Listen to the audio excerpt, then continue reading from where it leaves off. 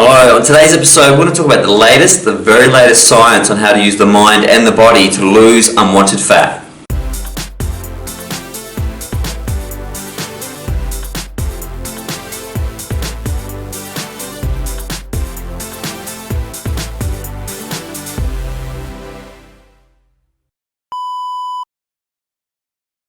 Hello everyone, it's the craze, it's amazing the amount of diets out there on the television, on the internet, and how many products are sold. The diet industry globally is one of the biggest industries in the world, and it's interesting that whilst the diet industry grows, obesity grows. So there must be a link there, or at least a link between our modern lifestyle and the amount of weight people are carrying. For anyone who's ever travelled, there's times we will go to entire countries that look slim, and then you can go to countries where the majority of people are obese. In fact, 50% of people in the country I live in adults in Australia are obese. So it's an epidemic, but it must be cultural because it should be happening globally at the same rates, but it's not. So there's something going on in our society that's causing us to gain weight, and we need to address that before we can ever lose it. So as always, I'm going to begin with a quote on the subject, and that quote is, "The human body is designed to maintain an ideal weight range. While influences of modern foods, in particular sugar, have given individuals an opportunity to disrupt this natural state of well-being, ultimately the causes of weight gain are internal and in line with the level of self-esteem and self-love applied to your daily life. Once this is understood, the constant cravings for more food and overeating are distractions it creates can be eliminated simply by practicing mindfulness daily." I've learned this personally. I get a lot of emails about people saying, "Brad, you should do more videos on health, more videos on healthy eating, and tell us what you eat and what vitamins take," and that sort of quick fix solution. And unfortunately, the reason I don't do a lot of those videos is ultimately the process that we're on, this 1 year life journey, which is about getting the mind, the body, your emotional state, and your spirit into line, will fix that. Humans were designed to carry a certain weight. Your genetic profile is designed to keep you within the weight range that best suits your environment. So when we leave that weight range, when we become unhappy with that weight range, it's because there's dis-ease in the body, there's some problem with the way you see food or you see your body, and that needs to be corrected before we can ever make a change. We all know the statistics are horrible. It's something like 8 out of 10 people who go on a diet will either put on that weight within a month or put on more weight. So we know that there's more to it. Personally, for me, there were periods in my life where I carried extra weight, which I was unhappy with, extra fat. And those correspond almost exclusively to the most stressful periods of my life. I'm going to explain that a little bit later in detail as we go through different ways to lose fat, to lose weight. But probably for me, the most interesting one was, and the biggest tip I can give you, is sleep. I've said the example before that there was a time when I became so unhappy with the weight that I put on, and put an extra 5 or 10 kilos on, that I started getting up early in the morning, really early in the morning, 4 and 5 o'clock, to exercise. But I didn't adjust my nighttime schedule. So I was going to sleep as late as I was, and I was just losing 2 hours sleep every morning and going to the gym. I put on weight, which was incredibly frustrating, as you can imagine, putting on weight when you're working out an extra hour or so a day. So for me, I really need to look at it more closely and realize that there has to be more to it. So how do we lose this fat? How do we shed this fat? How has it worked for me, and how can it work for you? Well, the first thing I need you to understand is the stress response to our original nomadic lifestyle. So in our body, which responds to our environment, we are our environment, and we're constantly in touch and responding with our environment, was designed to pick up on cues that would allow us, without thinking, using our unconscious brain to survive. Now, an example of this is that as hunter-gatherers, as we were cruising around for the first 99% of our existence as humans were hunter-gatherers, we'd cruise around, and if there was no food, we'd stress out. Yes, there was stress in ancient life, and mainly that stress had to do with not finding food, because that was a big deal, because you would die if you couldn't find food. So what would happen is we'd go out into the savannah, there'll be no mammoths, the men would start stressing out, start freaking out, they'd go back to the women and say, "Listen, there's no food." People would start stressing, and that cortisol, that stress response system, would kick in the weight gain process. And that was really important, because a lot of our food supplies would start to dwindle as winter kicked in. So we would start storing winter weight, because the stress would then say, "Listen, there's no food in our environment, let's be very efficient and start storing weight." Now, as hunting became more plentiful, and as we're able to find more prey, those stress responses would leave. we'd have more endorphins and would have more serotonin because we're eating. In fact, a lot of food contains the building blocks of serotonin. We'd feel happier, and because we felt happier, the stress response wouldn't store weight and we'd lose weight. So it's really important to understand that when people say, "Oh, be happy and it will help with your weight loss," and you're like, "That sounds ridiculous." It's at the fundamental level of why you store fat, and if you're not storing fat, you don't have to worry. So number 2, high fat versus low fat. Okay, so this is, once again, we had a thing called the lipid hypothesis during the 90s, 40s and 50s, which was completely designed for companies to sell more sugar. Corn subsidies in the United States are at the highest levels in history, and what that means is high fructose sugar, which is grown in cane, is now used across the world as a cheap alternative to make food.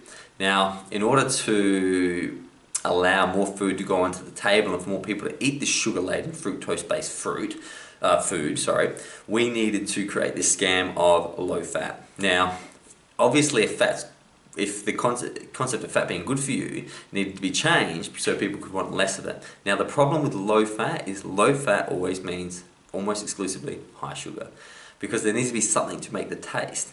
Now, what we've now learned is that fat is an essential building block of not only your brain, but your skin and so many internal organs.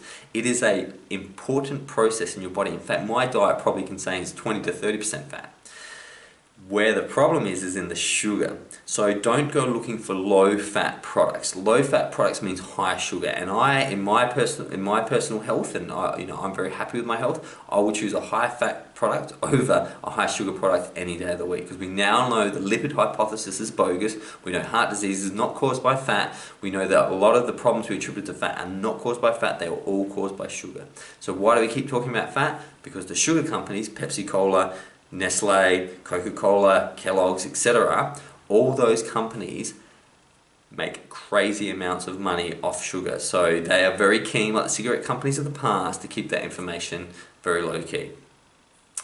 Another skillful way, which will not only produce your, help with your spiritual development, but also with your health development, is mindful eating. We eat just like we live our lives, to get it done with, over and done with. That's why we love fast food. That's why we love easy to handle food. And the challenge with that is that if you're not mindful of what you're eating, you'll simply eat it all. Not be aware that you've eaten because you're totally unconscious what you ate and still feel hungry. Being mindful, tasting the food, taking small bites, while it sounds very simple, creates a mindful process. You start to enjoy your food more and feel more full. Workouts. Now, I use a type of workout which has been scientifically verified by the World Health Organization. It's called HIIT workouts. Now, the reality is that the majority of people on this planet don't exercise enough. But the problem is in the past we're told to do between 40 minutes to an hour of exercise a day. Well, that's not going to happen because people don't look after themselves anymore. That's just not the way, and they're too busy, making money to get sick than they are to look after themselves. And that's the reality. I am in that boat too. So why HIIT workouts so effective? They're designed to give you 2 minutes of exercise. So overall, you'll be doing 8 minutes of exercise a week. How is this done? It's done at high intensity. So what I do is 4 times a week, I do a 30-second cycle on a bike at full intensity. I rest for 4 minutes and do that 4 times, which will give me in total 2 minutes of exercise for that day. Now you might say, Brad, well, that's not enough exercise. Well, what you do when you do high intensity exercise, and when I say high intensity, let me help you understand. You cycle on the bike for 30 seconds like your life depended on, like there was a dinosaur behind you wanting to kill you. And that's quite apt, because the way our bodies worked when we were the prey on the savannah was that the more predators in our environment that made us run very quickly for short periods of time, the more our body created fitness and created strength, because we had to be aware of these predators. Individuals who didn't have those predators quite often put on weight and weren't as fit as their cousins that lived in high predator environments. So what we're doing with high intensity workouts is we're stimulating the predator response to make sure our body is constantly producing more mitochondria, the engines of our cells, to create more power, more health, and more physical fitness. Emotional eating. We love, as a society, to say addiction involves gambling, drugs, cigarettes, and alcohol.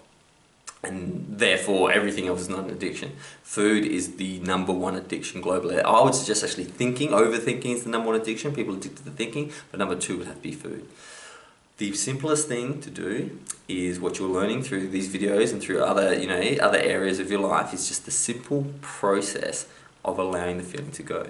When you feel like eating, but you know it's not appropriate or the food you're going to eat isn't the best for you, just sit with that feeling and really ask yourself, is that feeling about eating or is that feeling about distracting?